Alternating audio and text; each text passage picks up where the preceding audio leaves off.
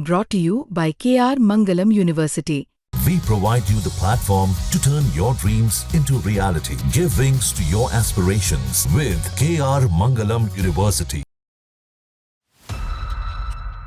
नमस्कार, मैं हूं आपका दोस्त विजय विद्रोही और आप देख रहे हैं हमारा खास कार्यक्रम विजय फैक्टर।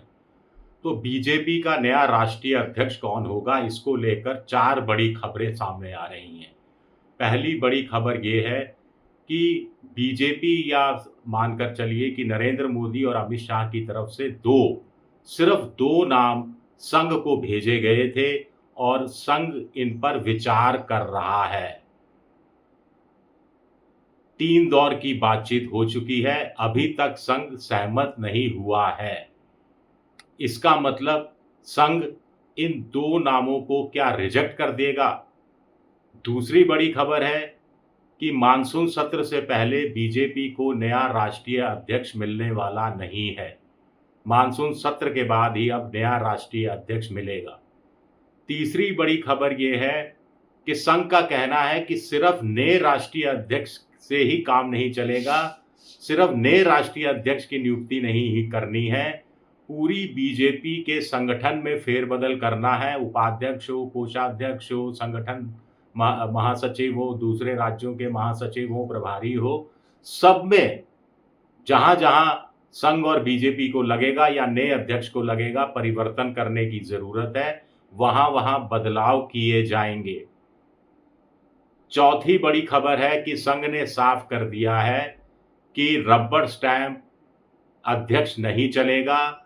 ऐसा अध्यक्ष है, ऐसे अध्यक्ष की नियुक्ति की जाएगी जो कि मोदी और अमित शाह के कहने पर नहीं चलें बल्कि स्वतंत्र फैसले लें।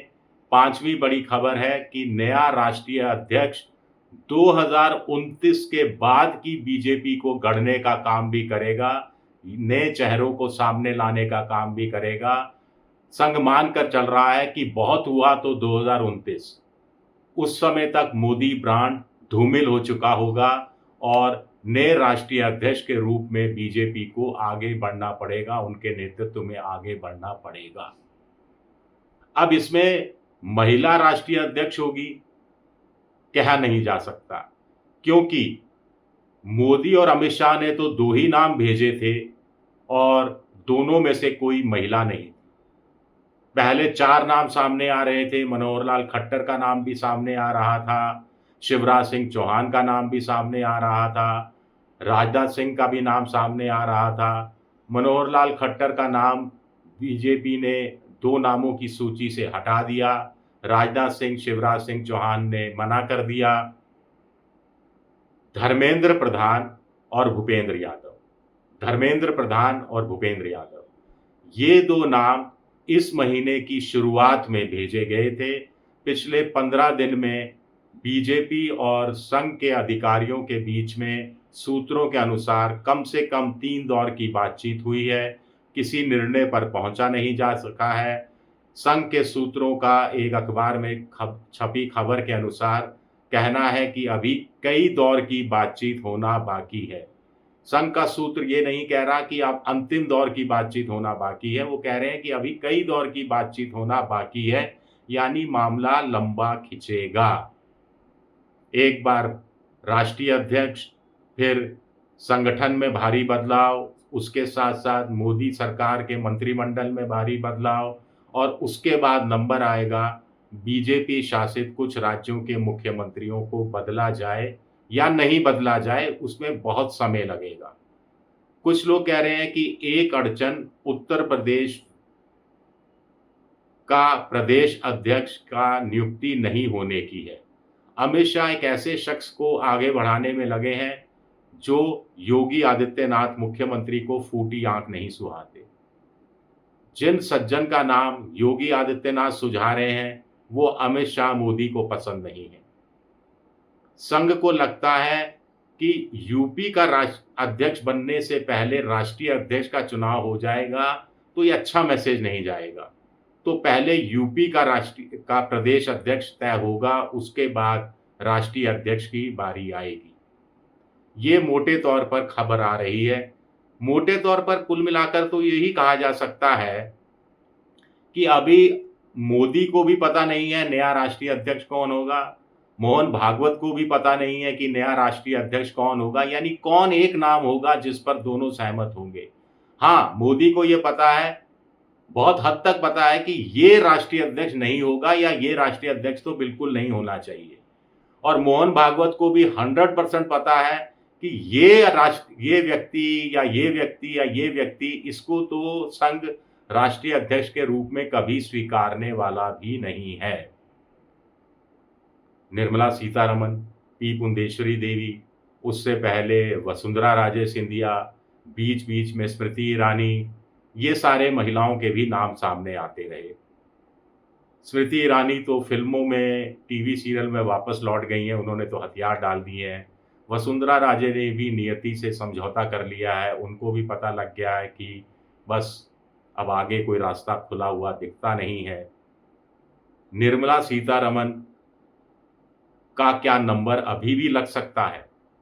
क्यों हम इसलिए कह रहे हैं, क्योंकि जैसी खबर आ रही है, भूपेंद्र यादव और धर्मेंद्र प्रधान के नामों पर संघ सहमत नहीं हो रहा है।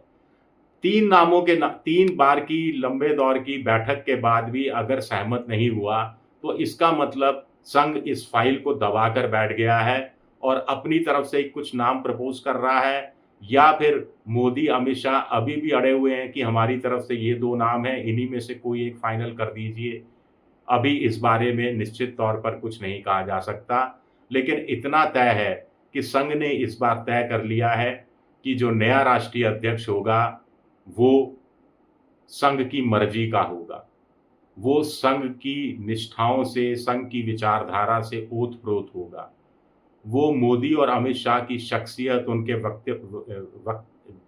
वक्तित्व से प्रभावित नहीं होगा, उनकी शख्सियत के दबाव में नहीं आएगा।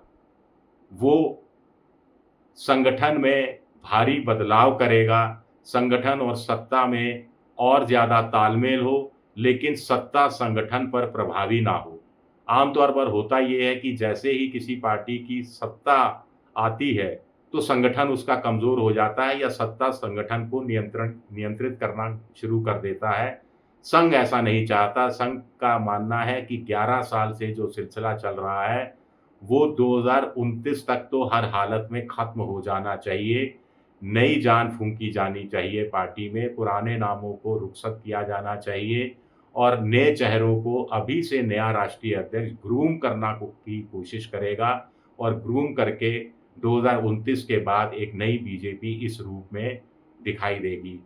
यानी बीजेपी में लोग या अमित शाह, मोदी 2029 को देख रहे हैं, संघ 2029 के पार देख रहा है और अपने हिसाब से फैसले लेना चाहता है, अपने हिसाब से चीज़ें तय करना चाहता है।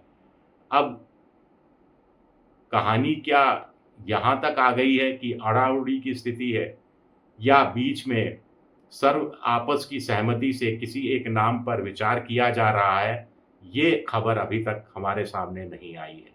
शुक्रिया मेरा ये वीडियो देखने के लिए, बहुत बहुत शुक्रिया।